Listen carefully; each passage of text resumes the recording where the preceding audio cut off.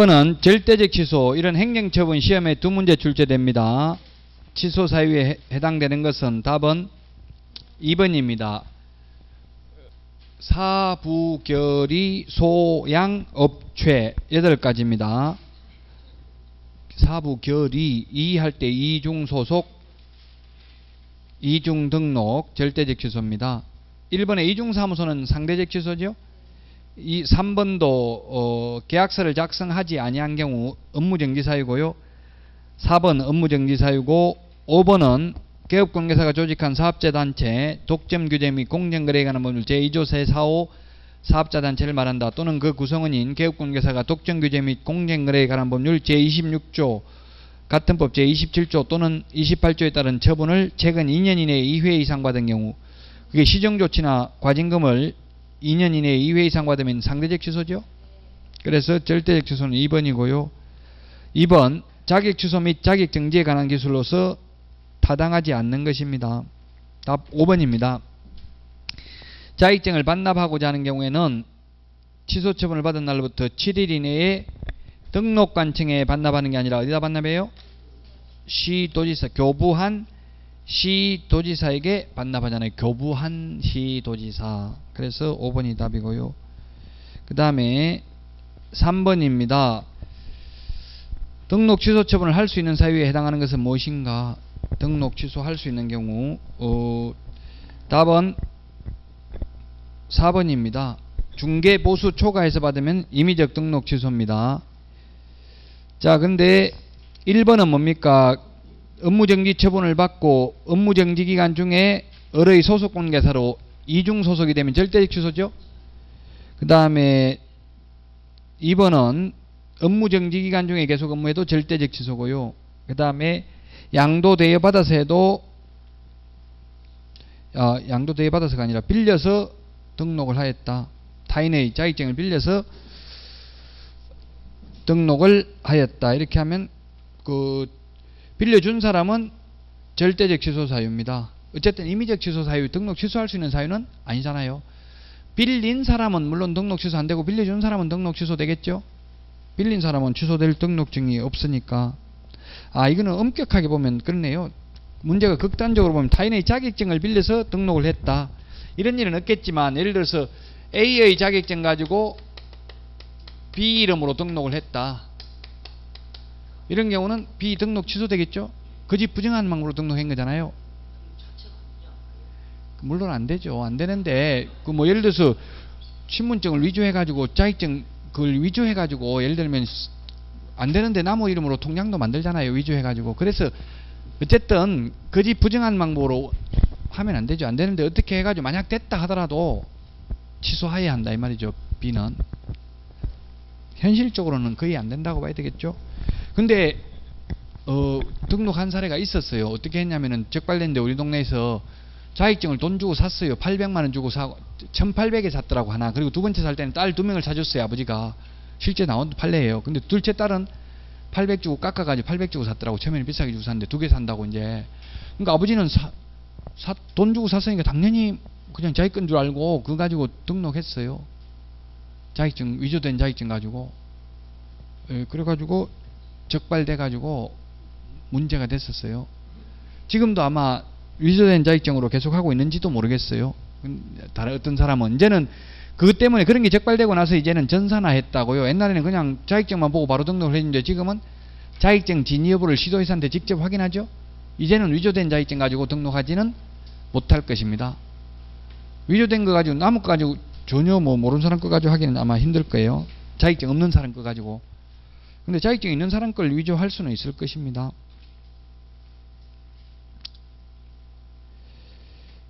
4번이 답이고요. 5번 개업공개사가 조직한 사업자단체 또는 그 구성원인 개업공개사가 독점규제 및 공정거래에 관한 법률 제26조를 위반하여 시정조치나 과징금을 받으면 업무정지입니다. 5번은 한 번 받으면 업무정지고 최근 2년 이내에 2번 이상 받으면 임의적 취소죠. 4번 옳지 않는 것입니다. 3번 무등록 개업공개사와 중개보조원은 행정처분 대상 아닙니다. 행정질서벌 대상도 아닙니다. 형벌의 대상이 된다는 점도 같습니다. 근데 감독상 명령의 대상이 된다는 점에서 동일하다. 이게 맨 마지막에 틀렸어요. 무등록 개업공개사는 감독상 명령의 대상이 되지만 중개보조원은 감독상 명령 대상이 아닙니다. 좀 어려워요. 그래서 이렇게 생각을 많이 해야 풀 수 있어요. 답은 4번에 3번입니다. 5번은 타당하지 않는 것은 답 5번입니다. 업무정지 처분하려면 청문해야 된다. 청문은 취소 3개만 청문하죠. 자격 취소, 등록 취소, 지정 취소 3개만 청문합니다. 업무정지, 자격정지, 매수신청 대리인 등록 취소는 의견 진술기회만 부여합니다. 6번에 1번 밑줄 친 부분이 올해 신설됐습니다. 법인인 경우 대표자에게 승계된다 했죠. 대표자에게 승계되는데 시험에 임원에게 승계된다 하면 X라고요. 모든 임원이 아니라 대표자에게만 승계된다고요. 자, 5번이 답입니다. 등록 취소 업무정지는 그 사유가 발생한 날로부터 3년이 경과한 때 일을 할 수 없다. 소위 제척기간인데 요거는 업무정지만 제척기간이 있죠. 업무정지만 제척기간이 있다고요. 등록 취소는 제척기간 없어요. 다만 등록 취소도 안 당하려고 폐업을 했다면 폐업기간이 3년을 초과한 경우에는 폐업 신고 전에 위반 행위로 인해서 등록 취소는 할 수 없죠. 답 6번에 5번이고요. 7번은 잘못된 것은 답 5번입니다. 폐업 신고한 날부터 다시 중개사무소 개설 등록을 한 날까지의 기간, 즉 폐업기간이 1년을 초과한 경우 폐업 신고 전의 업무정지 위반에 대해서 업무정지할 수 없지. 등록 취소 위반은 3년이죠. 3년. 등록 취소는 폐업기간이 3년이 넘어야 옛날 거까지 등록 취소 못하고, 업무정지가 1년 지나면 옛날 거까지 업무정지 못하죠. 자꾸 문제 이거 거부하지 마시고 받아들이려고 해야 돼요. 아예 안 풀고 그냥 짜증난다고 한 1분만 다 찍어버리고 놀고 있고 이러면 그게 자꾸 누적돼 버리면 엄청난 실력 차이가 나요. 제가 뭐 여러분들 괴롭히려고 한 것도 아니고 모욕감을 주려고 하는 것도 아니고 오직 점수를 다 잘 받아서 합격하고자 하는데 염원이 있는 거니까 좀 너그럽게 이해하시고 거부감 가지 마시고 좀 받아들이려고 노력하세요. 일찍 오셔서 좀 공부하시고 또 이거 틀린 거 왜 틀리는지 확인해보고 이러면 그 나중에 엄청난 실력이 된다고요. 당락은 한두 문제에 따라 결정돼요. 아마 뭐 나중에 실제 보시면 알겠지만 전부 불합격도 55점 이상 받아서 불합격이라고요. 합격한 사람도 65점 밑으로 합격이에요. 아래 위로 다 5점 2문제 차이 왔다 갔다 한다고요. 실력 차이 별로 없어요. 합격 불합격. 그렇지만 현실적으로 현업에 나가면 합격 불합격은 천당과 지옥입니다. 완전히 달라요. 대우하는 게.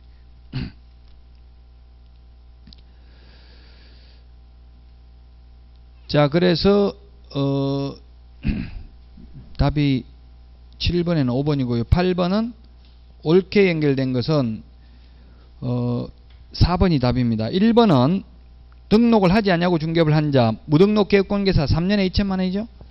그 다음에 쌍방대리 3년에 2천만원, 3번에 양수대여 1년에 1천만원, 5번은 폐업신고 위반은 100만원 이하가 되려잖아요. 휴폐업신고 위반 100만원 이하가 되려. 답 4번입니다.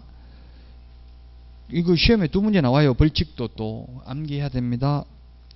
9번 벌칙과 관련된 거 맞는 것은 답은 5번인데요. 1번은 7일 이내 자격증을 반납하지 않는 경우 100만원 이하가 되려고요. 그 다음에 2번은 위반행위 동기, 결과, 횟수를 참작해야 됩니다. 그래서 틀렸고, 3번은 양벌규정은 행정형벌만 양벌규정이 적용되고 행정질서벌인 가태료는 양벌규정이 적용되지 않습니다.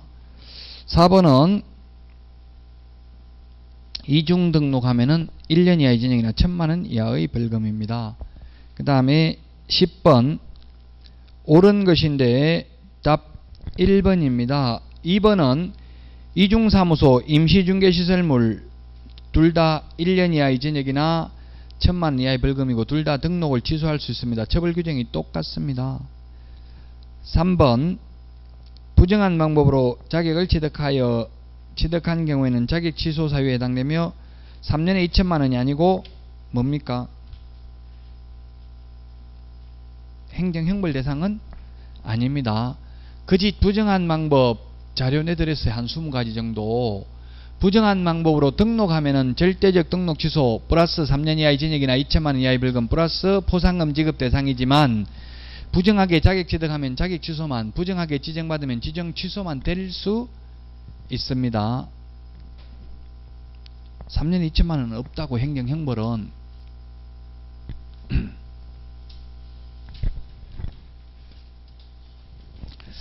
4번 개업공개사가 폐업한 경우 비밀 누설하면 1년에 1,000만 원이 되겠습니다.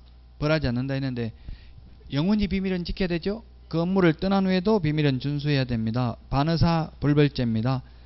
가태료 불보금 질서 위반 행위 규제법에 의해서 30일이 아니고 60일입니다. 서브노트에도 60일 있고 자료도 60일 내드렸었죠. 60일입니다. 60일.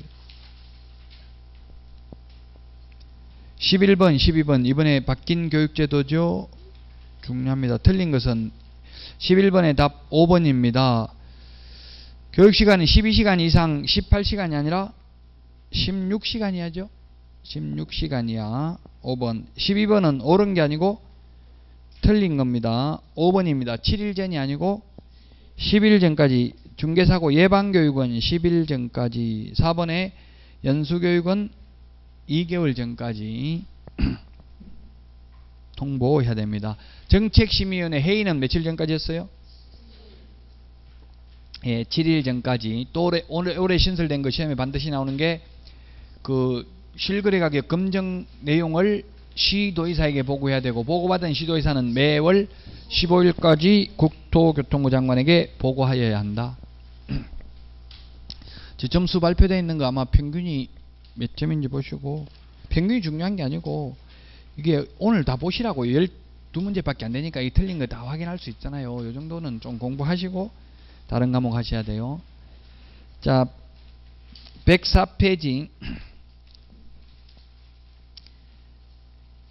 근데 문제 발표해도 별로 자극도 안 받는 거 별로 부끄럽지도 않아요. 3개 맨날 맞고 2개 맞고 해도 안 부끄러워요. 자극받아가 좀 더 열심히 하라고 해도 뭐 맨날 가도 2개, 3개밖에 안 되니까 참 제가 오히려 가슴 아프네. 시간 없다는 거는 핑계예요. 왜 시간이 없어요? 숨 쉴 시간 있으면 시간 있는 거예요. 원래 여행 가서도 물어보면, 여행 같은 거 하는 거 보면 돈 많이 버는 사람 제가 학원 원장님 가라니까 시간이 없어 못 간다더라고. 나중에는 힘이 없어 못 가고요. 젊어서는 돈이 없어 못 가고 죽을 때까지 못 가. 영원히 핑계를 대다 보면. 공부도 마찬가지예요. 104페이지 중개활동입니다. 중개활동은 시험에는 잘 안 나옵니다. 그게 이번에 아이다의 원리, 그 다음 페이지 셀링 포인트, 이게 한 번씩 나온 적이 있습니다. 그렇게 중요하진 않고요. 아이다의 원리, 아이다의 원리, 아이다스의 원리라고도 하는데, 아이다, 기다 반대가 아이다, 어른 반대가 아이다, 뭐 이렇게 하는데, 모든 상품의 구매 심리 발전 단계입니다. 이거는 부동산뿐만 아니라 모든 유무형의 상품 다 해당됩니다. attention, 주의, 주목을 합니다. 그래서 보통 지금 할인 매장 이런 데 가면은 시식 코너 이런 게 있잖아요. 그래서 attention, 주의, 주목을 끌기 위해서 백화점 가면 마네킹 옷 입고 있습니다. interest, 그 다음에 흥미를 느끼고, 그 다음에 desire, 사고 싶은 욕망을 느끼고, action, 행동, 구매를 하게 된다. 이게 구매 심리 발전 단계인데, 클로징을 언제 하는 게 좋으냐, 계약 체결을 언제 시도하는 게 좋으냐. 클로징은 욕망이나 행동 단계의 클로징을 시도하는 게 바람직하다. 계약 체결을 시도하는 것이 바람직하다. 욕망이나 행동 단계의 클로징을 하는 게 좋다. 근데 욕망이 바뀌어요, 안 바뀌어요? 사고 싶은 충동을 느꼈다가 또 부동산은 그 금액이 크니까 집에 가서 배우자하고 한번 의논해보고 할게 이렇게 해놓고 와야 하나요? 안 올 수 있어요. 지금 저기 평택 지제역, KTX 지제역에 센토피아라고 지역 주택조합원을 모집하는데 무조건 손해볼 수는 없더라고. 이제 프리미엄이 얼마 붙을지만 문제인데, 같은 공인중개사법 선생님 어제 강의하는데 같이 만나가지고 하겠다 하더라고요. 근데 마지막에 집에 가서 와이프하고 의논해보고 해야 되겠다 하는 거 보니까 아마 안 할 가능성이 한 60%는 되겠더라고요. 설명 들었을 때는 하고 싶었는데 또 집에 가서 그냥 했다가는 욕도 먹을 수 있으니까 집에 가서 물어보면 집에서는 하라고 그래, 하지 말라고 그래요? 무조건 대부분이 거의 99, 제가 실험해 보니까 99% 다 하지 말라고 그래요. 투자나 뭐는 외로운 결단은 본인이 해야 돼. 결국 물어보면 무조건 하지 말라고 그래요. 왜냐면 잘 되면 뭐 자기 탓이고 못 되면 다 책임져야 되니까 절대로 하라 소리 안 해요. 아무리 좋은 거라도 물어보면. 자, 그 다음에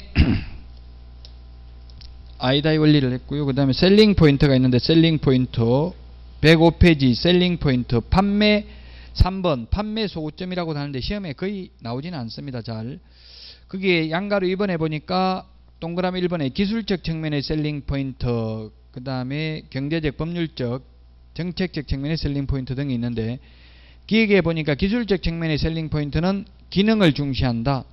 경제적 측면의 셀링 포인트는 부동산의 가격이나 임료, 하자 유무를 중시한다. 법률적 측면의 셀링 포인트는 소유권, 공법상의 규제, 세법 등을 중시하는 거고, 정책적 측면의 셀링 포인트는 정부의 부동산 정책 이런 게 되겠죠. 뭐 지금 기준금리가 또 1.75에서 1.5%로 내렸죠. 0.25% 포인트. 그래서 그런 게 정책적 측면의 셀링 포인트라고요. 지금 은행에 저축해놔봐야 얼마 나오냐. 근데 이게 뭐 요즘 뭐 수익형 오피스텔 이런 거 엄청나게, 수익형 호텔 이런 거 엄청나게 많이 광고를 하더라고요. 그러면 이제 셀링 포인트로 그게 정책적 측면의 셀링 포인트가 되겠죠. 다시 그럼 기술적 측면의 셀링 포인트, 똑같은 아파트인데도 아마 대전에서도 오래된 아파트하고 새로 최근에 분양하는 거하고 가격 차이가 나죠. 왜 차이 나느냐, 이거 새 아파트이기 때문에 그게 기술적 측면의 셀링 포인트잖아요. 더 자재를 좋은 걸로 썼고 더 깨끗하고 좋기 때문에 더 비싸다 이렇게 말하는 거고요. 경제적 측면의 셀링 포인트, 똑같은 집이라도 전세가 1000만원 차이 날 수 있다고요. 그러면 싼 걸 1000만원 더 싼 걸 중개할 때는 경제적 측면을 강조하고 이건 싸다.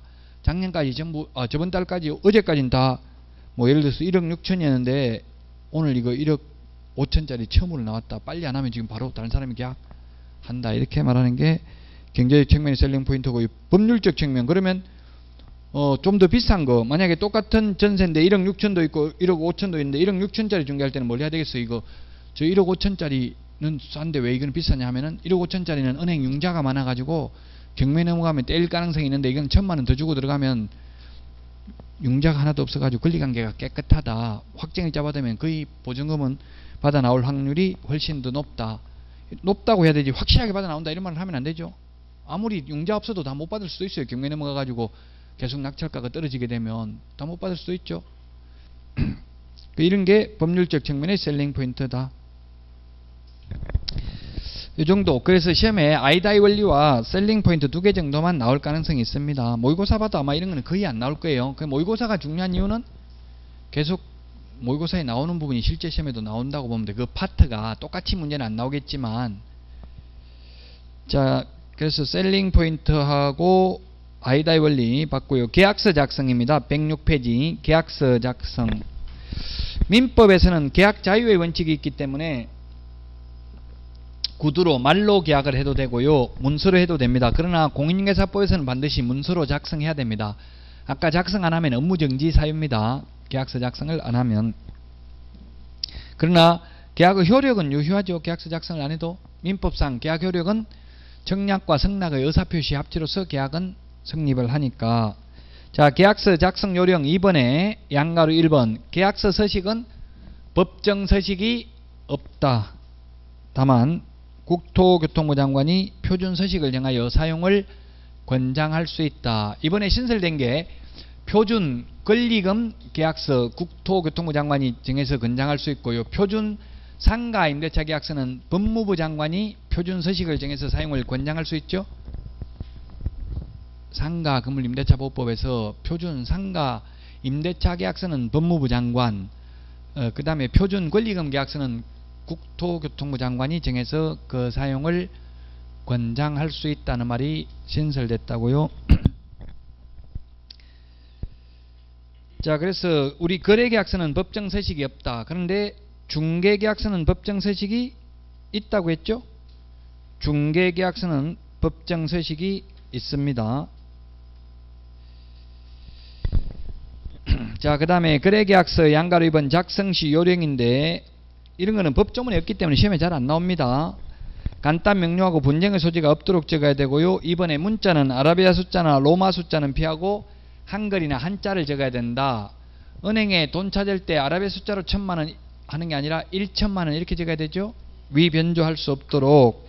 그 다음에 3번 정정시 주말하고 뭐 이렇게 돼 있는데 등기법에서도 지금 주말이라는 말 쓰지 않고 붉은 줄을 끊는다 이렇게 돼 있죠. 주말. 옛날에 빨간 줄 2개 끊고 이렇게 했잖아요. 뭐 이렇게 빨간 줄을 꺼야 효력이 있고 그런 건 아닙니다. 근데 보통 그렇게 한다는 이야기입니다. 근데 실제로 이건 옛날 이야기고 요즘은 그냥 컴퓨터로 계약서 출력하니까 새로 출력하죠. 잘못 적으면. 옛날에는 컴퓨터가 없던 시절에는 먹지대고 쓰고 이렇게 했어요. 그럴 때는 그냥 주말하고 끌고 지우고 했어요. 그러면 고쳤으면 2줄 끌고 안 보이게 해야 돼요. 보이게 해야 돼요. 이게 이렇게 보이게 2줄 적어야 되겠죠. 2글자 정정 이렇게 하고 매수인, 매도인, 개업관계사 3명 도장 찍으면 된다고요. 그냥 아예 안 보이고 완전히 이런 식으로 지어버리면 안 되죠. 그럼 다른 거 옆에 것도 이렇게 다 지우고 네가 지웠잖아 이렇게 할 수 있으니까 보이게 이렇게 지우고 2글자 정정 화이트로 지우면 안 돼요. 화이트 지우면 안 되고 뭘 지우는지 보이게 적어야 된다고요. 2글자 정정 이렇게 적고 매수인, 매도인 도장 찍으면 된다고요. 개업관계사다. 저도 계약서 쓰면서 그렇게 잘못 적어본 거 많아요. 도로명 주소 뭐 이런 걸 도로명 주소 적어야 되는데 인적사항을 집원 주소를 잘못 적었다든지 도로명 주소도 잘못 적어버리니까 아예 요즘은 확정일자 동사무소 받으러 가니까 주소가 틀리니까 확정일자를 안 받아주더라고요. 다시 적으라고 그래. 개업공개사한테. 근데 다시 적으러 왔는데 이미 계약 매도인 매수인은 다 가고 없는데 도장 찍을 사람도 없는데 미치겠더라고. 그게 이제 그냥 저 혼자 도장 찍어가지고 줬어요. 그러니까 또 되더라고요. 원래대로 한 매도인 매도인 찍어야 되는데 임대인 찍어야 되는데 없잖아요. 지금 임대인은 갚버리고 또 도장 찍으러 오라고 하면 좋아해요 안 좋아해요? 짜증내니까 그냥 잘 적어야 돼. 그래서 계약서 적을 때 안 틀리게. 그 다음에 동그라미 5번 인지 첨부는 계약 효력 발생 요건은 아니다. 인지세를 우리 우표처럼 인지세 내야 되죠. 인지세는 10억 초과하면 35만원이고요 10억 이하는 15만원입니다 1억 초과 10억 이하가 15만원이라고. 그래서 대부분 부동산 매매 계약에서는 인지세가 15만원입니다. 대부분은 1억에서 10억 사이에 들어가잖아요. 대부분은 15만원이에요. 인지세. 인지 안 붙이도 계약 효력하고는 아무 상관은 없다. 다만 등기할 때는 이제 인지를 첨부해가지고 등기 신청을 해야 됩니다. 자, 그 다음에 그 24시간 시험에 2번 출제됐어요. 계약 체결하고 24시간 안에 계약을 깰 때는 보증금을 떼이지 않고 돌려받을 수 있다고 설명하였다. 이렇게 시험에 2번 출제됐어요. 그런 말 없죠? 계약 체결하고 뭐 2시간, 2분만 지나도 아니 2초만 지나도 무조건 계약금 받으면 안 줘도 돼요. 원칙적으로는. 그래서 판례가 만약에 실제 서울에서 있었던 거죠. 서울에서 11억, 서울 강남에서 11억짜리 매매를 했는데 아파트 매매를 했는데 계약금 1억 1천, 계약금 1억 1천만원 이렇게 적었습니다. 계약서에다가. 근데 오늘은 돈 1천만원 밖에 안 가져가 1천만원만 입금시켜 주고 나머지 1억은 내일 계좌번호 적었어요. 뭐 국민은행 이 계좌로 입금하기로 한다. 이렇게 적었는데 적어가지고 나가면서 옆에 부동산 여러 군데 내놨잖아요. 팔라고. 그러니까 옆에 부동산에 팔았다고 이야기를 하는 거예요. 팔았다 이야기하니까 옆에 부동산에서 사기당했네. 내가 있으면 13억 받아줄 건데 이렇게 이야기한 거예요. 그러니까 계약 깨고 싶잖아. 이거 2억 더 받아준다고 하니까. 그래서 그 다음날 그냥 계좌 폐쇄해버리고 아침 은행 문 열자마자 가서 은행에 이 계좌 폐쇄시켜달라. 입금 못하게. 그래버리고 부동산 와가지고 계약 깨겠다. 나는 어제 1천만원만 받았으니까 1천만원 더 못해서 2천만원 돌려줄게. 계약 깨자. 이렇게 했다고요. 근데 안된다. 소송했는데 결국은 계약금을 1억 1천만원을 적었기 때문에 1억 1천만원의 배액을 상환하는 게 원칙이다. 안 그러면 쉽게 계약이 깨질 수가 있기 때문에 그래 안전이 위협받기 때문에 안된다는 게 대부분 판례라고요.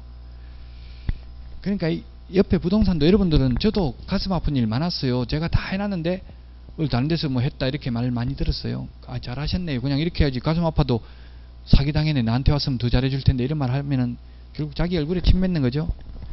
그런 일 많았었어요. 옛날에 저도 평촌에서 뭐 팔라고 했는데 저한테 누가 뭐 6천만원 더 준다고 하는데 어떻게 할까요? 계약은 이미 계약금은 3천만원 받았는데요. 계약 깨도 3천만원 배액을 상환하더라도 그래도 3천만원 유리하잖아요. 6천만원 더 받으면. 그래서 제가 금반원의 원칙에 의해서 한번 계약했으면 웬만하면 이행을 하시죠. 이렇게 제 카페에 댓글 지금도 있어요. 안 지우고. 그랬더니만 야, 돈 3천만 원이 그렇게 쉽게 버냐? 니 같으면 그렇게 하겠냐? 이렇게 댓글 또 달았더라고. 그럼 뭐 하려고 묻는데 니 맘대로 하지. 내가 이렇게 하려다가 또 참 저도 공인 비슷하게 그렇게 말 못하고 그러면 알아서 하시기 바랍니다. 뭐 저는 개인적인 사견이었을 뿐입니다. 참 참으면서 그렇게 좋게 말 적는 것도 엄청나게 힘들더라고요. 근데 결국은 말 안 듣고 깨고 3천만 원 물어주고 계약 깼어요. 6천만 원 더 준다고 하니까 옆에 3년 지나고 나서 그게 글 적었더라고. 아이고 교수님이 시키는 대로 할 걸 괜히 했는데 지금도 안 팔리고 있는데 그 쌍각이라도 팔 때 있는지 좀 알아봐 주세요 하길래 네, 알아보도록 노력은 하겠습니다. 이렇게 겸손하게 적긴 했지만 뭐 속으로 욕 나오려고 하더라고. 잘 됐다 싶은 생각이 들더라고요. 그러니까 웬만하면 더 준다고 해서 실제 딱 계약서를 쓰면 몰라도 그렇지 않은 상태에서 막연하게 더 받아준다 이런 말 믿으면 안 되겠죠. 아니 뭐 1,000만 원이라도 더 준다고 딱 계약서를 쓰면 누가 계약금을 더 붙여준다면 그건 해도 되겠죠. 깨고. 그렇지 않으면 하면 안 돼요. 말로만 그럴 수도 있다고 더 받아주지도 못하면서. 저도 지금 제가 처음 부동산을 저는 대학 다니면서 아르바이트 해가 아파트 주공아파트 분양받았었는데 그 저도 참 순진해서 법은 알면서도 그냥 세입자 전화해도 전화 연락이 안 되길래 그냥 세입자 확인 안 받고 그냥 팔아버렸어요. 계약서를 썼어요. 근데 세입자가 못 나가겠다 이러더라고요. 그럼 저는 순진한 마음에 당연히 주인이 팔면 나가줄 줄 알았거든요. 근데 못 나간다 해가지고 그냥 계약 깼어요. 그러니까 그 부동산에 깨라. 100 물어주고 또 깨라더라고요. 그리고 수수료도 달라 하더라고요. 보수도. 다음에 내가 더 받아줄게. 네가 손해본 거 훨씬 더 받아줄 테니까. 그건 또 순진해가지고 그때 뭐 20대 초반이었으니까 믿었어요. 근데 나중에 더 안 받아주더라고요. 그래도 이미 다 세월이 자꾸 지나가 버리니까 어떻게 할 수가 없어요. 그러니까 자꾸 당하다 보니까 이제 좀 지금은 많이 이제 생각이 달라지는 것 같아요. 자, 계약서 필요적 기재사항입니다. 계약서 필요적 기재사항 107페이지 암기해야 됩니다. 계약서 필요적 기재사항 암기하는 자료는 다 내드렸습니다. 왼쪽에 당물 계획 인권조 화계약 같이 시작. 오른쪽 금인계약서 당모가지 개대가리 중위조한다. 시작.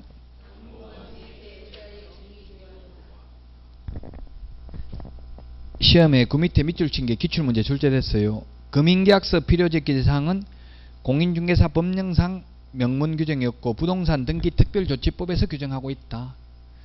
계약서 필요적 기재사항 이런 거는 전부 다 시행령에 규정하고 있습니다. 대통령령에. 자, 그래서 이거 단순히 암기해야 됩니다. 당사자 인적사항, 물건의 표시, 계약일, 거래금액, 계약금액 및 그 지급일자 등에 관한 사항, 물건의 인도일시, 6번 권리 이전 내용, 7번 계약 조건이나 기한이 있을 경우 조건 기한, 8번이 특히 중요합니다. 확인설명서, 교부일자, 그 밖의 약정 내용인데 시험에 어떻게 나오냐면 박산에 뭐 공법상 이용제한, 거래규제 이런 거는 계약서 필요적 기재사항이 아니죠. 그래서 암기해야 됩니다. 이거 암기해야 되는 거 내드렸습니다. 금인계약서 당모가지 개대가리 중위조한다인데 거기 5번에 개업공개사가 있을 경우에는 개업공개사가 금인계약서에 필요적으로 기재는 되어야 하지만 개업공개사가 금인을 신청해 줄 의무는 없죠.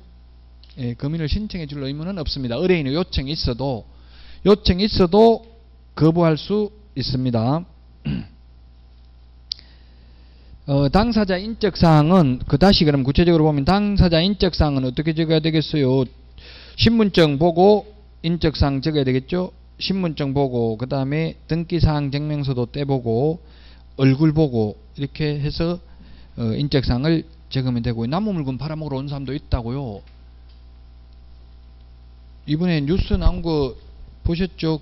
이거는 개업공개사 개입은 안 된 것 같더라고요.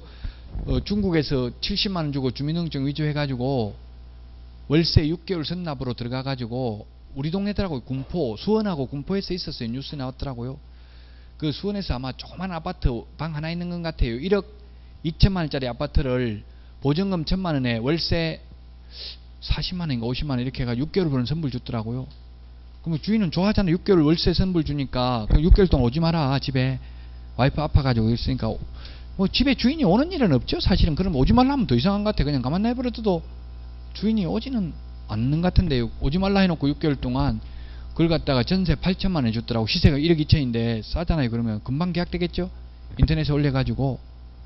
그럼 그 사람은 주인한테는 1,000만 원 보증금 주고 월세 50만 원씩 6개월이면 300만 원 줬어. 1,300만 원 주고 8천만 원 해먹은 거예요. 그래서 2건 했는데 잡아보니까 뭐 신분증하고 엄청나게 많이 위조된 게 있더라고요. 그럼 계속 해먹고 지금 자기 이름도 가짜로 해가지고 계약했더라고. 진짜 실명이 아니고.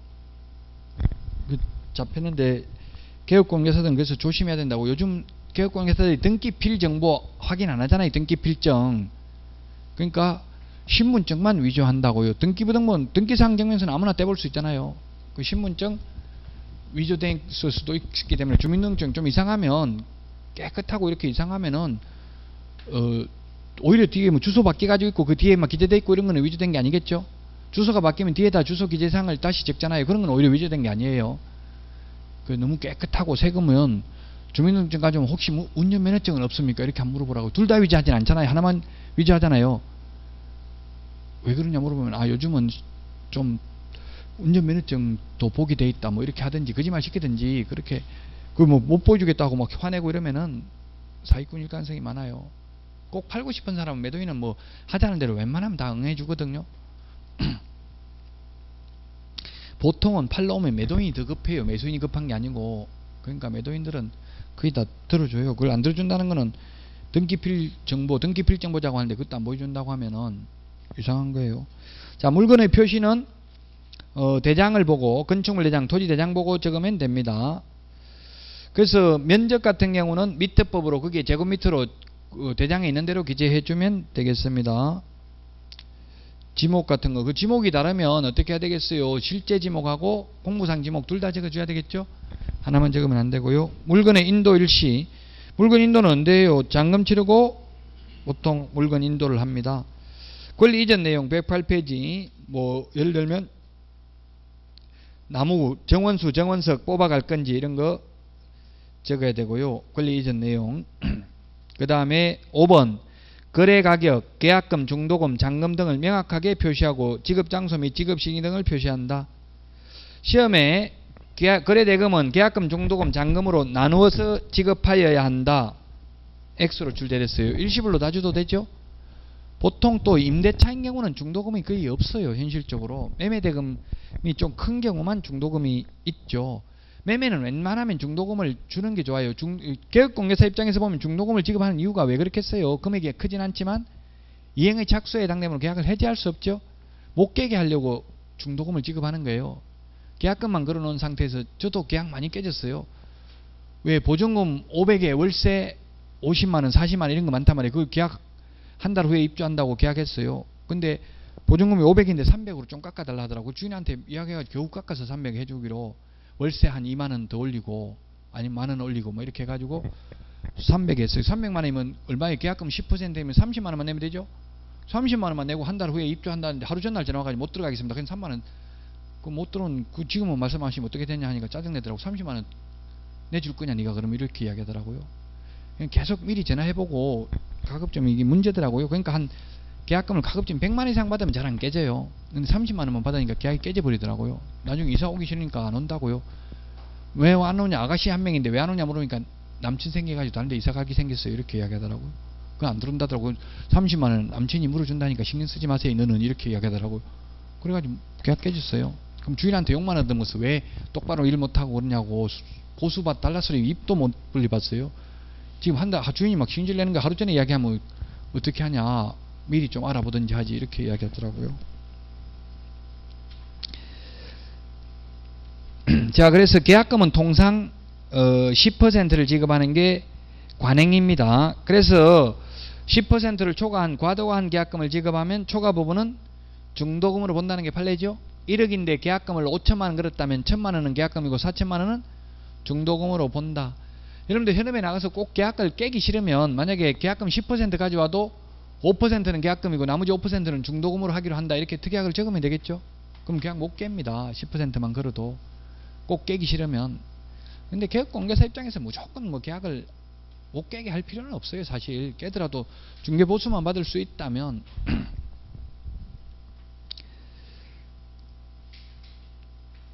그 판례 밑에 판례를 보면 매매계약에 있어서 계약금 상당액의 위약금 약정을 하였으나 매수인이 계약금을 지급하지 못하여 계약금 상당액의 현금 보관증을 작성하여 매도인에게 교부한 상태에서 매수인이 계약을 위반한 경우 매수인은 매도인에게 약정한 위약금을 지급할 의무가 있다. 이게 뭐예요? 그럼 만약에 1억짜리 매매 계약을 하기로 했는데 계약금 1,000만 원 내야 되잖아요. 그럼 돈 한 푼도 안 가져왔다. 통장으로 입금시키라 하니까 나 그런 거 할 줄 모른다. 스마트폰 뭐 뱅킹 이런 거 하라니까 나는 그런 거 할 줄 모른다. 은행 가서 밖에 못한다. 내일 돼야 되지. 오늘 절대 못한다. 돈 하나도 없다. 그럼 내일 와서 계약해도 된다 이래버리면 계약 깨질 가능성이 많잖아요. 지금 다른데 계속 뭐 미루면 못해요. 거의 계약 안 된다고 봐야 돼요. 바로 해야 되거든. 그 자리에서 마음 있을 때. 그러면 돈 정 없으면 어떻게 해야 돼? 그럼 매수인이 매도인한테 1,000만 원 말로만 준 걸로 하고 매도인이 그럼 다시 매수인한테 돈을 맡겨놓은 걸로 한다고 현금을 1,000만 원을. 그래서 현금 보관증을 임차인이 임대인한테 써줬다고요. 임대인 현금 2,000만 원을 보관하고 있음을 확인합니다. 그 계약이 깨졌다고. 그럼 그 현금 보관증에 기재된 금액을 줘야 된다고 안 줘도 된다고요? 줘야 된다고요. 그러니까 어떻게든지 계약을 하라는 이야기예요. 개업공개사는 그냥 보내지 말고 돈 없다고 하면 현금 보관증이라도 그러면 서류상이라도 준 걸로 하고 그냥 말로만 준 걸로 하고 현금 보관증이라도 써주면 된다. 이렇게 해가지고 계약하면 된다고요. 그 밑에 있는 판례. 부동산의 매매 계약이 체결된 경우에는 매도인의 소유권 이전 등기 의무, 인도 의무와 매수인의 잔금 지급 의무는 동시행 관계에 있는 것이 원칙이고 이 경우 매도인은 특별한 사정이 없는 한 제한이나 부담이 없는 소유권 이전 의무를 지는 것이므로 매매 목적 부동산에 지상권이 설정되어 있고 가압류가 되어 있는 경우에는 비록 매매 가액에 비하여 소액인 금원의 변제로서 언제든지 말소할 수 있는 것이라 할지라도 매도인은 이와 같은 등기를 말소해야 완전한 소유권 이전 등기를 말소하여 완전한 소유권 이전 등기를 해주어야 한다. 대법원 판례입니다. 그 뭐냐면 10억이에요. 10억. 매매대금 10억이고 가압류 10만원 돼 있어요. 가압류 10만원.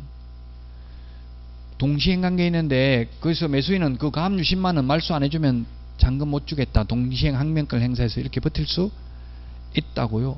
그럼 매도인은 뭔 소리 하냐. 그 10억에 그 10만원 밖에 안 되는데 그런 거는 변제 공탁 10만원 해버리면 되기는 하거든요. 그럼에도 불구하고 완전한 소유권을 넘겨줘야 된다. 그래서 우리 등기사항 증명서 떼는 데 들어가는 실비를 매도인이 부담해야 된다고. 이게 완전한 소유권이라는 걸 입증해야 되니까.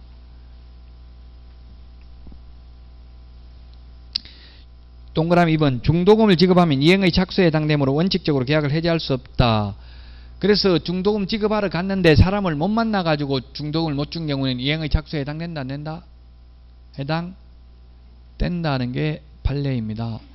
근데 굳이 그렇게 가서 주지 말고 어떻게 해야 되겠어요? 실제 계약서에 통장번호 적어요. 보통 며칠날 이 통장에 입금시키면 중도금을 지급한 것으로 본다. 이렇게 해가지고 보통 계좌로 거래하죠. 만나러 가면 만나기 힘들어요. 왜 그렇겠어요? 금액이 올라가 버리면 매도인이 팔기 싫어가지고 막 옛날에 부동산 한참 올라갈 때는 중도금 지급할 때 가면 벌써 몇천만 원 올라가 버렸다고요. 그러면 차라리 계약 깨버리고 네가 중도금 지급 안 해서 계약 깨졌다 해버리면 100을 물어줄 필요도 없잖아요.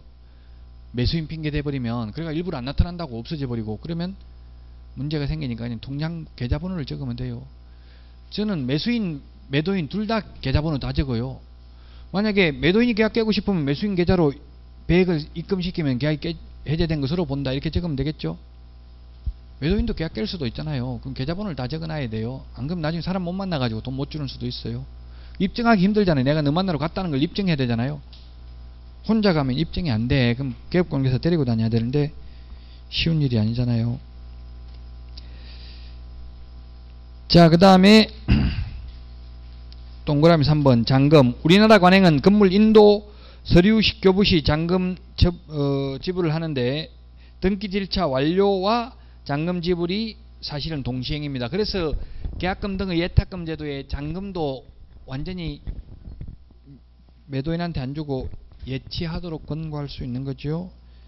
자, 그 다음에 맨 밑에 박스 안에 주민등록 등본이라든지 인감증명서 유효기간은 3개월입니다. 3개월. 요거는 인감증명법상 유효기간은 없고요. 그 아마 3개월짜리 자료 내드리는데 등기규칙 제55조에 실제 등기법에 의해서 3개월이라고요. 등기할 때 필요한 서류는 3개월입니다. 유효기간이. 근데 그렇다고 해서 여러분들이 3개월짜리 이게 뗄 수가 없어요. 실제로는 바로 떼야 돼요. 왜냐면 매수인의 인적사항이 기재돼야 되잖아요. 그러니까 매수인 인적 그럼 바로 지금 떼오라고 해야지 뭐 3개월 전거 떼오라고 할 수도 없어요. 지금 바로 떼와도 3개월 안에 등기 안 해가지고 그런 적이 있었어요. 3개월 안에 등기 안 해가지고 그럼 다시 서류를 떼야 되겠죠? 아마 뭐 1가구 2주택 이런 것 때문에 등기를 바로 안 하고 기다리고 있었단 말이에요. 몇 달 동안. 그러다가 한 1년 지나버려가지고 다시 이게 서류를 받으려고 하니까 서류를 연락도 안 돼. 매도인 연락도 안 돼가지고 서류 받을 수가 없어요. 그러면 어떻게 해야 돼요? 소송해가지고 판결문 받아가지고 내가 샀다는 걸 입증해가지고 등기할 수밖에 없어요. 빨리 해야 된다고요. 유효기한 지나버리면 다시 서류 받아야 되잖아요. 인감을. 그럼 매도인이 공짜로 또 떼주려고 하겠냐고요. 귀찮아가지고 뭐 안 해줄 가능성이 많겠죠. 3개월 안에 등기해야 된다고 서류 받았으면 바로 해야 돼요. 3개월까지 기다리지 말고.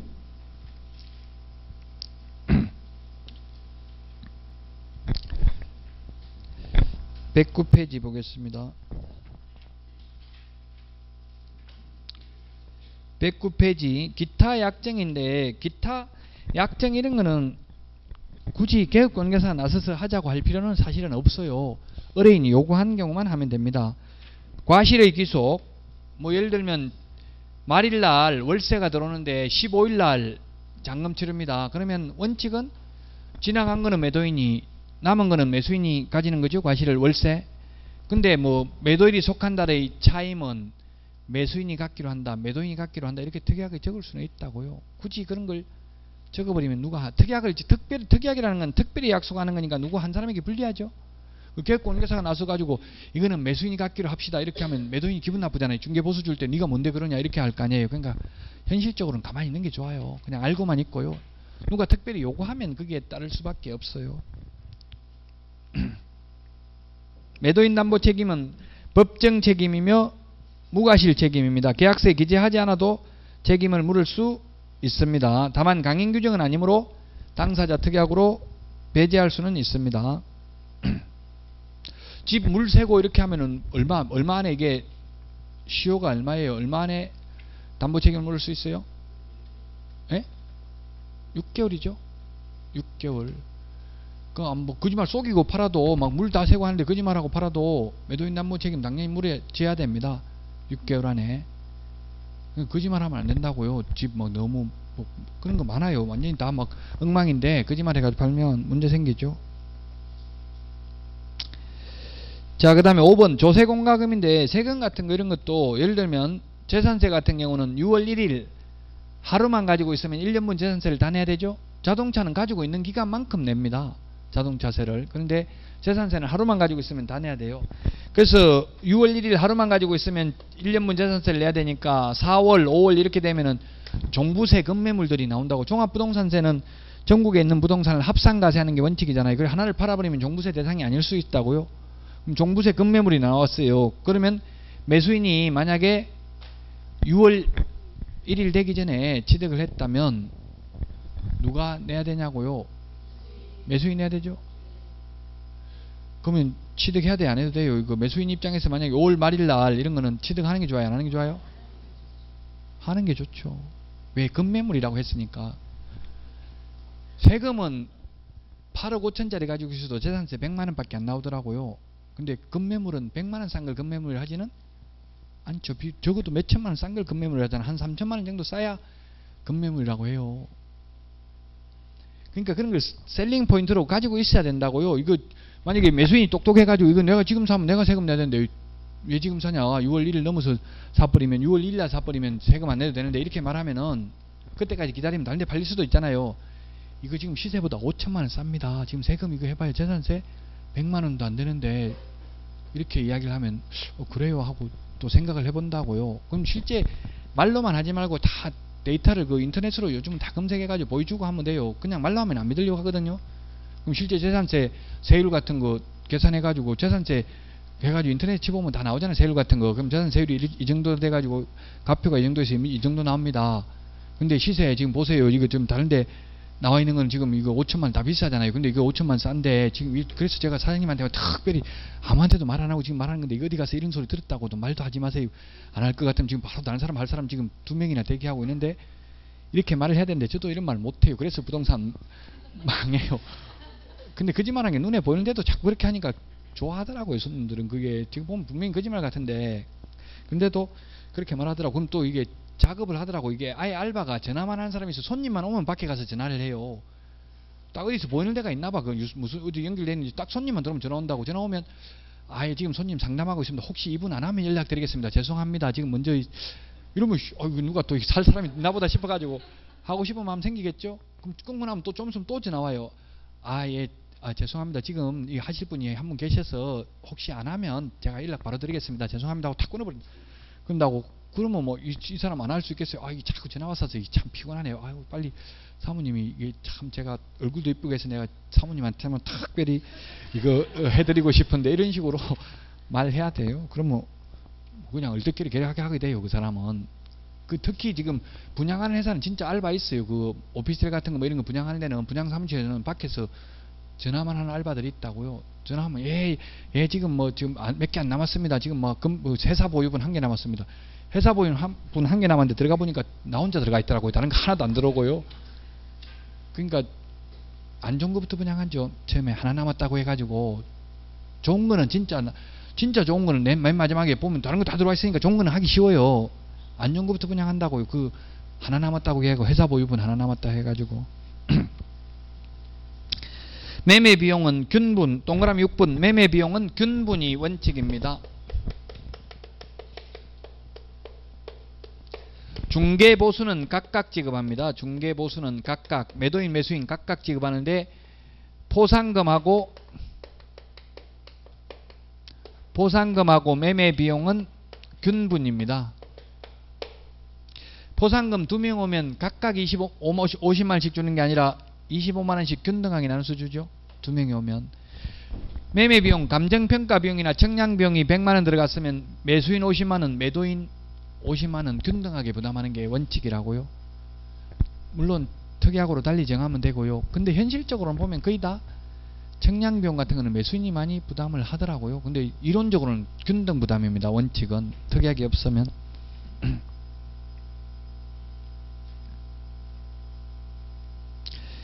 자, 그 다음에 맨 밑 양가로 7번 서명 날인인데요. 거래 당사자 플러스 계약서를 작성한 계약공개사가 당해물을 수행한 소속공개사는 이 서명 점 찍은 게 밑이라고 했죠. 서명 및 날인해야 됩니다. 이게 판례가 밑입니다. 그래서 틀린 건 아닙니다. 서명 및 날인해야 됩니다. 그 다음에 법인인 경우는 대표자 또는 책임자를 말한다 했는데 법인의 주대사무소 경우 대표자, 분사무소 경우 책임자가 서명 및 날인해야 됩니다. 그 다음에 5번 임대차 계약서 기재사항이라고 되어 있는데요. 특별히 우리 법에는 임대차 계약서 필요적기사항은 없습니다. 즉 거래계약에는 매매계약도 거래계약이고 임대차 계약도 거래계약이죠. 거래계약서 필요적기사항이라고 당물계획 인권조 확약만 있습니다. 근데 동그라미 근데 뭐 특별히 규정은 없는데 조세공과금이나 장기수선 충당금입니다. 조세공과금은 뭐 조세는 아까 이게 6월 재산세 이런 거는 딱 정해져 있고요. 공과금도 요즘은 편하더라고. 아파트 같은 경우는 딱 와서 금침 그대로 그 날짜로 뭐 가스 같은 거 와서 금침하고 다 요금 딱 정해주죠. 그래서 크게 분쟁이 안 생겨요. 아파트 같은 경우는. 근데 옛날에 보면 막 다가구 같은 거 단독주택에 주인이 여러 명인 경우는 주인 맘대로죠. 그냥 물세 뭐 2당 얼마씩 내라 뭐 이렇게 하잖아요. 물 많이 쓰든 작게 쓰든. 그렇게 하면 분쟁이 생길 수는 있는데 요즘 아파트 같은 경우는 거의 분쟁 안 생깁니다. 가스비 같은 거, 전기세 같은 거 딱 정해져 있잖아요. 그날 와가 이사 간다고 미리 말하면 딱 와서 금침 다 해주죠. 가스도. 딱 떼버리고 그러면은 분쟁이 생길 게 없어요. 장기수선 충당금도 관리사무소에 가면은 얼마 냈는지 다 알 수 있잖아요. 그러면 그만큼 주인한테 받아 나오면 되죠. 요즘은 주인들이 다 내주더라고요. 웬만하면. 알더라고. 다 이제 옛날에 제가 한 10몇 년 전에 15년 전에는 제가 최초로 장기수선 충당금 한번 받아가지고 나왔어요. 주인한테. 그 말을 못해가지고 그냥 관리사무소에 가니까 이거 받아가지고 가라고 하던데요. 주인한테 받으라고 하던데요. 이렇게 이야기했어요. 어느 관리사무소 어느 놈이 그러느냐 하고 막 흥분하더라고요. 잘 누군지 잘 기억이 안 나는데 하여튼 관리사무소에 관리사무소 직인 찍힌 거 해주잖아요. 이거 보여주면서 이렇게 하니까 잠깐만 변호사한테 가 물어보고 올게 이렇게 하더라고요. 1시간 돼도 안 와. 변호사한테 가서. 그래서 빨리 안 오면 동시행 항명권을 행사하겠습니다 이렇게 하니까 그건 또 뭔데 이러더라고요. 그것도 변호사한테 물어보고 오세요 이렇게 했더만 빨리 왔더라고요. 그래가지고 겨우 받기는 받았는데 내가 살면서 너 같은 놈은 처음 봤다. 이런 거 달라는 놈은 이때까지 세주 받지만 처음 봤다 이러더라고요. 근데 요즘은 거의 다 줍니다. 장기수선 충당금. 그 주인 입장에서 이걸 주기 싫으면 어떻게 해야 돼? 계약서에 특약으로 장기수선 충당금은 임차인이 부담하기로 한다. 특약 적으면 돼요. 주인이 알면 그렇게 적자고 하면 되겠죠. 그럼 그거 싫다 하면 계약이 깨지겠죠. 그것 때문에 만약에 임차인은 난 그건 싫다. 그럼 계약이 깨질 수도 있어요. 그럼 전세가 잘 나가는 것 같으면 주인이 우월적 지위에 있으면 그렇게 할 수도 있고요. 이거 잘 안 나가는 집이면 그렇게 해버리면 아무도 들어올 사람이 없겠죠. 어쨌든 특약으로 그렇게 할 수는 있습니다. 권리금은 이 10번에 보호되지 않는다 해놨는데 이 서브노트를 만들 때만 해도 권리금이 보호 안 됐습니다. 근데 지금은 보호되죠. 권리금이 10번 권리금이 보호되지 않는다.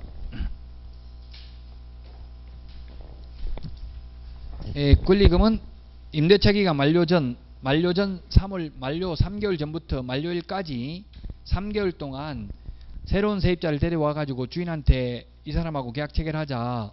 그래 내가 새로운 사람한테 권리금 받겠다. 이렇게 하면 특별한 사정이 없으면 거부하면 안 됩니다. 거부하면은 손해배상을 청구할 수 있습니다. 3년 이내에 손해배상 청구할 수 있는데 손해배상 금액은 새로운 세입자가 내려는 권리금하고 지금 현재 권리금 평가에 가고 둘 중에 낮은 비율을 초과할 수 없습니다. 낮은 비율을 초과할 수 없다. 민법에도 반드시 시험에 나올 수가 있겠죠. 근데 지금 권리금 보호 안 되는 게 재건축, 재개발 돼요, 안 돼요? 재건축, 재개발은 권리금 되냐고 안 되냐고 보호가. 재건축한다, 아파트 재건축한다고 세입자들 다 나가면 권리금이 보호돼야 안 돼요. 안 되죠. 무슨 규정에 의해서 안 돼요? 그 계약갱신 요구를 거절할 수 있는 사유 8가지 해당되면 권리금 회수 기회를 보장해주지 않아도 되잖아요. 그 8가지에 보면 재건축, 재개발, 법령에 의해서 재건축, 재개발 되면 계약갱신 요구 거절할 수 있죠. 그래서 권리금 보호 안 되는 게 지금 재건축, 재개발, 유통산업발전법에 의한 백화점, 할인매장, 그거 다 임대매장이잖아요. 백화점 안 되고 재래시장도 적용 안 됩니다. 재래시장. 재래시장도 안 된다고요. 그 점포도 권리금 보호가 유통산업발전법에 의한 대규모 점포, 준대규모 점포 이런 게 다 안 되거든요. 적용이. 상가 건물 임대차보법에 재래시장이라고는 안 돼 있어요. 저기 뭐요 할인매장, 백화점이라는 말은 없어요. 그냥 유통산업발전법에 의한 대규모 점포, 준대규모 점포 이렇게 돼 있어요. 재건축, 재개발, 그 다음에 할인매장, 백화점에 있는 이런 임대매장은 안 된다고요. 다. 이마트에 가도 임대매장 많죠. 그 식품코너, 뭐 1층에 있는 식품코너, 뭐 음식 만들어 팔고 이런 건 다 그 임대매장이더라고. 대부분이 직영이 아니고요. 직영은 거의 공산품만 직영이잖아요. 대부분.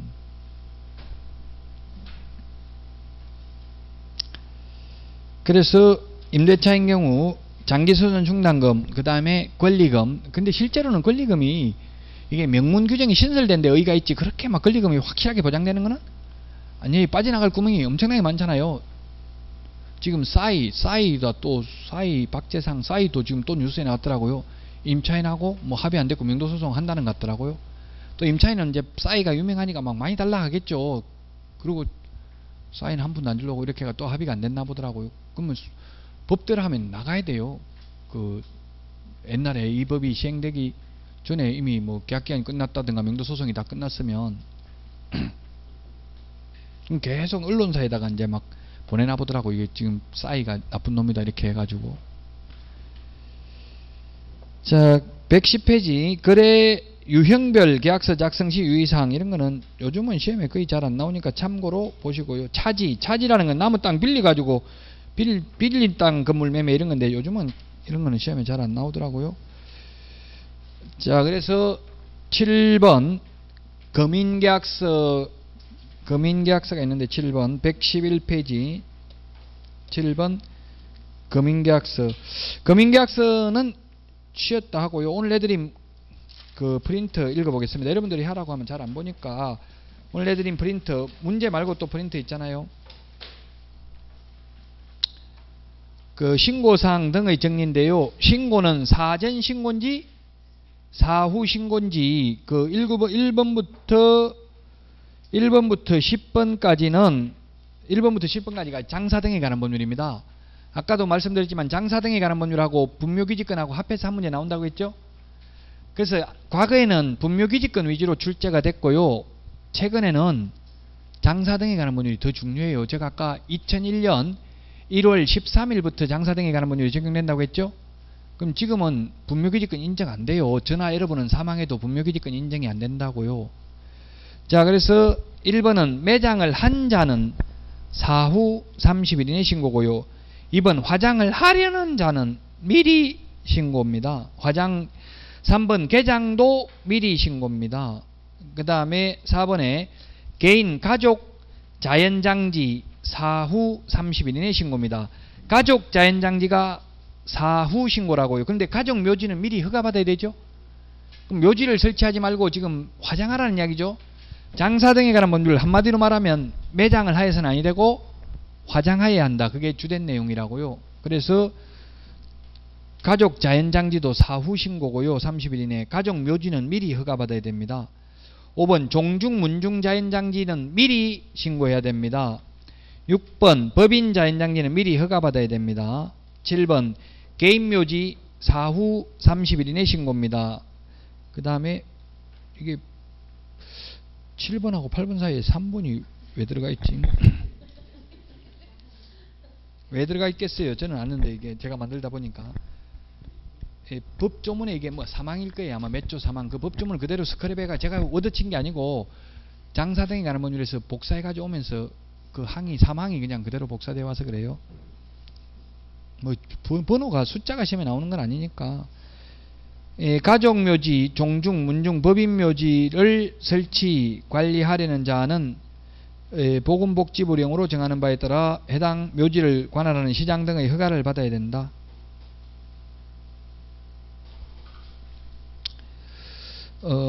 그래서 아까도 말씀드렸지만 가족 묘지는 허가받아야 되고요. 가족 자연장지는 사후 30일 이내 신고라는 걸 주의해야 되겠죠.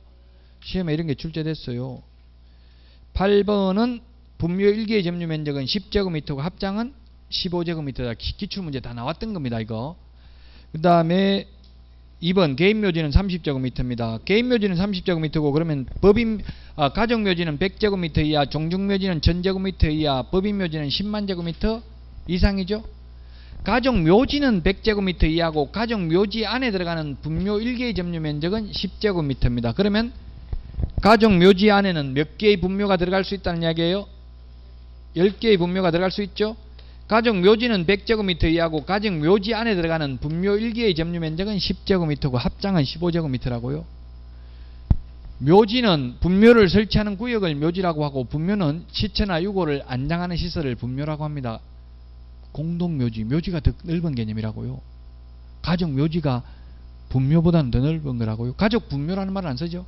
분묘는 그 하나, 유골이나 시체를 안장하는 시설을 분묘라고 합니다. 그 다음에 또 8번, 9번 사이에 또 사망, 2항 사망이 있네요. 사망. 그 이상하게 많이 했는데 20번까지 밖에 번호가 없어서 왜 이렇게 작은지 싶었더만 이렇게 돼서 그러네. 이게 동그라미 3번 이거는 시험에 나오진 않았어요. 근데 앞으로 나올 수도 있죠. 봉안시설 중 봉안묘의 높이는 70cm, 봉안묘 1기당 면적은 2제곱미터를 초과해서는 아니 된다. 봉안묘가 옛날로 말하면 낙골묘입니다. 낙골묘. 지금은 봉안묘라고 합니다. 그 다음에 9번입니다. 아까 말했다시피 매장기간은 15년이고 15년씩 3번 연장할 수 있습니다. 10번 연장, 이거 10번도 시험에 9번, 10번 다 출제됐던 지문입니다. 10번, 그러면 60년 최장 연장하고 나서 60년이 끝나고 나면 1년 안에 화장 또는 봉안해야 됩니다. 유고를 철거하고. 안 하면 이행강제금을 1년에 500만원씩 2회 범위 내에서 계속 반복 부과징수합니다. 그 다음에 여기까지가 여기까지가 장사 등에 관한 법률입니다. 시험에 지금까지 읽은 내용에서 반드시 한 개 지문 이상은 출제됩니다. 지문 하나 이상은. 11번 실거래가액 신고 계약일로부터 60일 이내고요. 그 다음에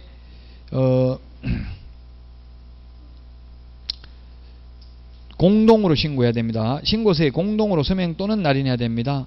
다만 맨 마지막에 거래 당사자 중 일방이 신고를 거부하는 경우에는, 신고를 거부한다는 말은 서명 또는 날인 안 한다는 이야기겠죠. 그런 경우에는 단독으로 신고할 수 있습니다. 단독으로 신고하는 경우에는 사의소와 계약서 사본을 첨부해야 되죠.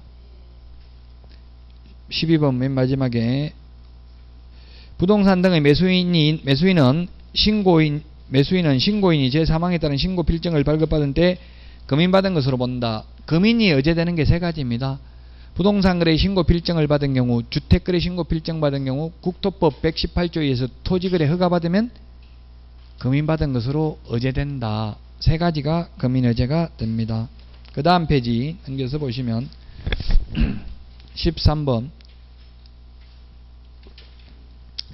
주택법에서는 밑줄 치는 부분이 시험에 출제됐어요. 계약 체결일로부터 15일 이내에 신고해야 된다. 계약일로부터 15일입니다. 14번 이거 중요하다고 했죠. 매월 15일까지 누구한테 보고한다고요? 국토교통부 장관에게 보고합니다. 시도의사에게 보고해야 한다. X죠. 시도의사에게는 며칠 이내에 보고한다는 말 없어요. 14번도 올해 신설됐으니까 중요하다고요. 15번도 역시 용어가 바뀌어서 작년에는 부동산 거래 신고를 신고관청이라고 했어요. 올해는 등록관청으로 바뀌었죠. 15번은 이게 뭐냐면, 그럼 만약에 15번은 부동산은 대덕구에 있고요. 사무소, 중개사무소는 여기가 대전 서구예요. 대전광역시 서구에 사무소가 있고 대덕구에 있는 부동산 중개했다고요. 그러면 부동산 거래 신고는 어디다가 해요? 대덕구청장이 하죠? 그렇잖아요. 그럼 대덕구청장이 하면 대덕구청장이 등록관청이에요. 이 등록관청이 부동산 소재지 등록관청에 통보를 해야 된다고요. 과태료를 부과한 경우에는. 같은 등록관청이지만 15번에 과태료를 부과한 등록관청은 이렇게 돼 있어요. 법조문에. 이게 등록관청이죠. 따지고 보면 뒤에 등록관청에 통보해야 된다. 이 말은 부동산 거래 신고를 받은 등록관청이 부동산 사무소 소재지 등록관청에 10일 이내에 통보해야 된다는 말입니다. 자, 그 다음에 16번, 17번 이게 중요한데, 중요하다기보다 비교가 되는 건데 그렇게 중요하다기보다는 뭐 17번에 주택법에서는 15일 이내에 관할 세무서에 통보합니다. 신고증명서를 발급한 경우에는. 근데 등록관청은 신고 검증 결과를 부동산 소재지 관할 세무서에 며칠 이내에 통보해야 한다는 말이 없죠. 16번, 17번 부동산 거래 신고 검증 결과는 그냥 통보해야 한다만 돼 있고, 주택 거래 신고 필증을 교부한 경우는 며칠 이내에 통보한다고요? 15일 이내에 통보해야 된다는 말이 있다. 16번, 17번 비교해야 된다. 그 다음에 18번도 뭡니까? 이게 주택거래 신고 계약일로부터 15일 이내에 신고해야 됩니다. 앞에 있었던 거는 그 아마 개업공개서 신고하는 거고, 지금 18번은 거래 당사자가 신고하는 겁니다. 19번은 뭐예요? 이게 소유권 이전 등기는 반대급부 이행이 완료한 날이니까 뭐예요? 잔금 지급한 날로부터 60일 이내에 소유권 이전 등기 해야 된다 이 말이죠. 안 하면 취득세 표준세율 빼기 2% 곱하기 5배 이하의 과태료 부과 대상입니다. 그 18번에 주택거래 신고를 15일 안에 안 하면 500만원 이하의 과태료죠. 20번 오늘 했잖아요. 외국인 토지법. 계약을 원인으로 취득한 경우는 계약 체결일로부터 60일 이내에 신고해야 한다. 지금 신고사항 정리입니다. 신고 등 60일 이내에, 계약일로부터 60일 이내에 신고해야 되는데 이를 위반하면 아까 300만원 이하의 과태료 했죠. 그 다음에 이렇게 외국인 토지법상 신고는 다만 부동산거래 신고에 관한 법률에 따라서 부동산거래 신고를 하거나 주택법에 의해서 주택거래 신고한 경우는 외국인 토지법상 신고할 필요 없다. 국토법상 허가받은 경우는 외국인 토지법상 허가받을 필요 없다. 자, 여기까지 하고 쉬었다가 하겠습니다.